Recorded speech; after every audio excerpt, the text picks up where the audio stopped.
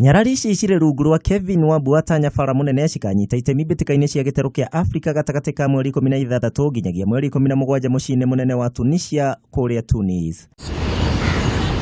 Muoroto wa mbĩtĩka ici nĩ gũcagũra timu ĩrĩa ikanyita itemi thĩinĩ wa mbĩtĩka cia thĩ iria cirarĩrĩirio kũhanĩka kũrĩa USA mwaka turorete. Tunajiandaa kwenda rugby World Cup qualifiers na yenyewe itakuwa in Tunisia on the 16th and 17th.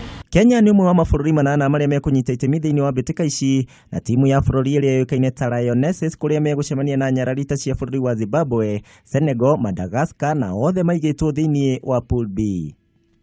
Tumejitayarisha vilivyo kwa miezi 3 sasa na tunatumaini kuwa tutaqualify to World Cup kozi iko na qualifiers mbili, kuna Commonwealth na World Cup qualifiers.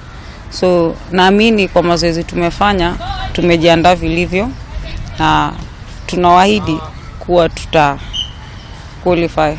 Athaki matanyihiire 20 nĩo marĩ thĩinĩ wa kambĩ ĩno matongoretio nĩ team manager Kameme Oyuango.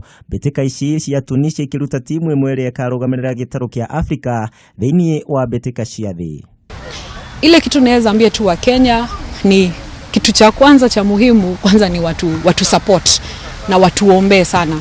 Nake captain wa nyarari ici ũrĩa wĩkaine ta Philadelphia Orlando arĩ na mwĩhoko airitu wake nĩ makandĩkithia maumĩrĩra ma gũcanjamũra wona mathiĩ kũrĩa bũrũri-inĩ wa Tunisia kiumia gĩkĩ kĩngĩ turorete.